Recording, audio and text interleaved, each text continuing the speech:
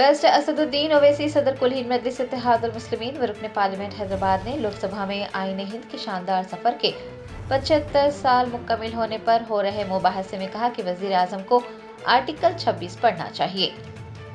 ऐवान लोकसभा में आईन हिंद के निफाज के 75 साल मुकम्मिल होने पर मुबाहसे हो रहे हैं। बेस्ट असदुद्दीन ओवैसी रुकन पार्लियामेंट हैदराबाद ने अपनी तकरीर में आर्टिकल 26 पढ़ने का मशवरा देते हुए कहा है कि ये मजहबी फ़िरक़ों को मजहबी और खैराती मकासद के लिए इदारे कायम करने और बरकरार रखने का हक देता है और वज़ीर आज़म कहते हैं कि वफ़ का आइन से कोई ताल्लुक़ नहीं है। उन्होंने पूछा है कि आखिर वज़ीर आज़म को कौन दर्स दे रहा है। बेस्ट ओवैसी ने मरकज़ी हुकूमत को आड़े हाथों लेते हुए ये भी कहा कि हुकूमत का मकसद वक्फ अमलाक को छीनना है और अपनी ताकत के बलबूते पर हुकूमत इसे छीनना चाहती है। मुझे बोलने का मौका दिया, बहुत बहुत धन्यवाद। Honorable Member Asauddin Owaisi. Time. Thank you, sir. Sir, I start by quoting Baba Saheb Ambedkar, what he wrote in Memorandum of Rights of States and Minorities, dated March 24, 1947, when he submitted to the Subcommittee on Fundamental Rights set up by the Constituent Assembly, the Advisory Committee on Fundamental Rights and Minorities. I quote, sir, "Unfortunately for the minorities in India, Indian nationalism has developed a new doctrine which may be called the divine right of the majority to rule the minorities according to the wishes of the majority. Any claim for the sharing of power by the minority is called communalism, while the monopoly of the whole power by the majority is nationalism. Guided by such political philosophy, the majority is not prepared to allow the minorities to share the political power, nor is it willing to respect any convention made in that behalf, as is evident from the repudiation of the obligation to include representation of the minority in the cabinet, contained in the instrument of instruction issued to the governors in Government of India Act 1935. Baba Sahib says under these circumstances, there is no way left but to have the rights of scheduled castes embodied in the Constitution. This is true now also. I will prove it, sir. In what Baba Sahib said 75 years ago was absolutely right. No one wants the minorities to share power. I'll give you an example, sir. In this August House 75 years ago, when Maulana Azad stood up and said that what safeguards the Muslims have before the partition, those safeguards should be given to the Muslims. That was political representation, reservation. You know what Sardar Patel instructed Mr. Abid Hussain and Begum Ezaz Rasool to censure Maulana Azad. And Maulana Azad felt claustrophobic. And Maulana Azad said that this Constituent Assembly has become a new prison for me. Maulana Azad said this in the Constituent Assembly, sir.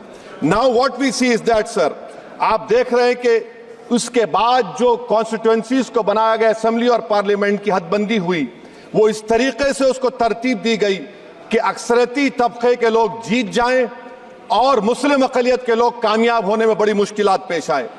इसीलिए 2007 में Sachar committee ने कहा था, सिफारिशात में कहा कि अब जब हदबंदी होगी तो माकूल तरीके से बनाया जाए ताकि मुसलमान पार्लियामेंट और असेंबली के इलेक्शन जीत सके।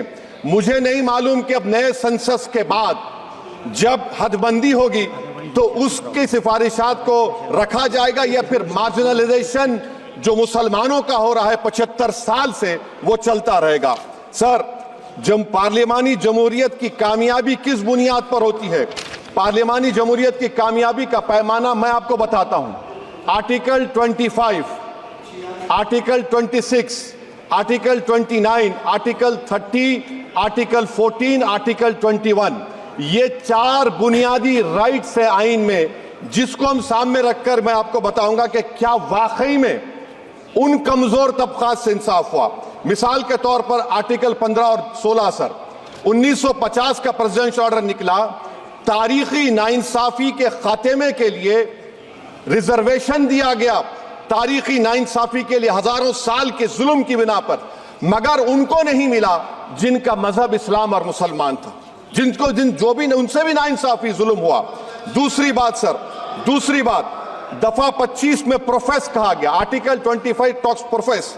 सर, आज मेरी बेटियों को गवर्नमेंट के एजुकेशन इदारों में हिजाब पहनने से रोका जा रहा है। तो ये आर्टिकल 25 का प्रोसेस कहां तक कामयाब हुआ, ये अक्लमंद लोगों पर छोड़ता हूं। प्रैक्टिस सर, आर्टिकल 25 में अमल करना। कई रियासतों ने ऐसा कानून बना दिया कि आप ये नहीं खा सकते, आप वो नहीं खा सकते, कैटल स्लॉटर एक्ट का एक्ट बना दिया।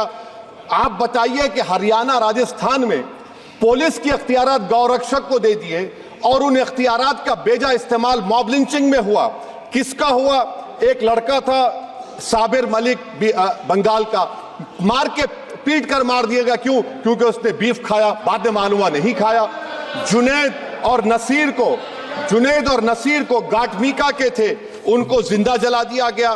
सर फिर प्रोपगेट, आप ये आर्टिकल 25 का थर्ड सेक्शन प्रोपगेट, आज आप देख रहे हैं कि मुझसे पूछा जा रहा है कि 500 साल पहले तुम्हारी मस्जिद थी, नहीं थी। ख्वाजा अजमेरी की दरगाह कह रहे नहीं है।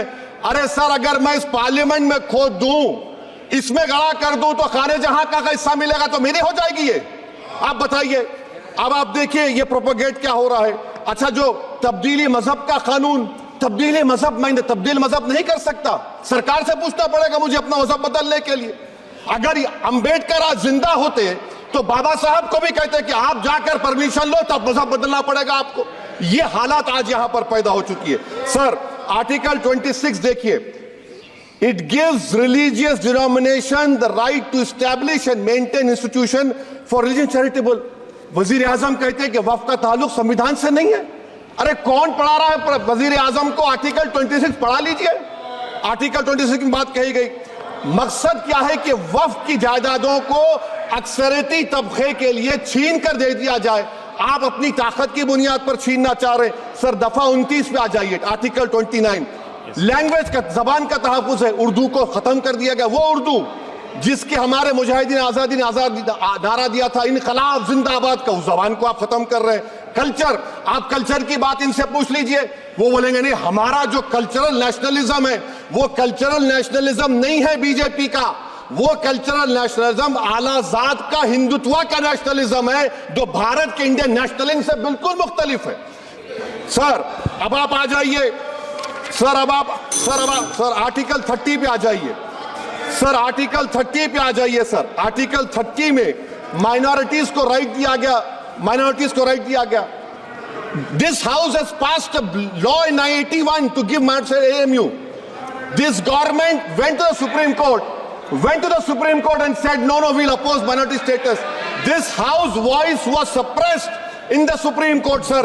That is why I say that the executive has argued contrary to the parliament. Sir, right to life तो उस वक्त भी था। मैं आपको मिसाल दे रहा हूं। सर दिसंबर 63 में, 63 में कश्मीर में रसूलुल्लाह सल्लल्लाहु अलैहि वसल्लम के मुंह मुबारक की चोरी हुई तो पूरे देश में, sir only 2 minutes, sir, Please wind up. Only 2 minutes, sir. Please, sir, only 2. Time is not there. Prime Minister has to. Sir, I'm concluding. I'm concluding. I'm concluding. Please, he has to sir. reply. Listen to me, sir. Sir, my Shikwa Hind Bayan. One minute. I'll conclude, sir. 2 minutes. Now, in Article 20, after that in 63, 8 lakh Muslims were pushed into East Pakistan. What has changed? Please tell me. 2013 Muzaffarnagar, 50,000 were shifted. Sir, riots to unrights happened. Nelli massacre. Hashimpura, Maliana, Mumbai 93, Ahmedabad 69, Gujarat 2002, 22, Delhi 84, Delhi. Nothing has changed, sir. Lastly, sir. Please. Lastly, sir. On judiciary, sir. On judiciary, sir. I'm concluding. On judiciary, sir. CAA is not being heard. 2 sitting chief ministers get bail, but Stan Swamy died in the prison, sir. That is why I say the institution functioning of judiciary please conclude. And lastly, sir, just now Ravi Shankar Prasad had quoted a book. In that book, there's a Tipu Sultan also. Okay. Sir, I'm concluding by reciting a share. On this I conclude, sir.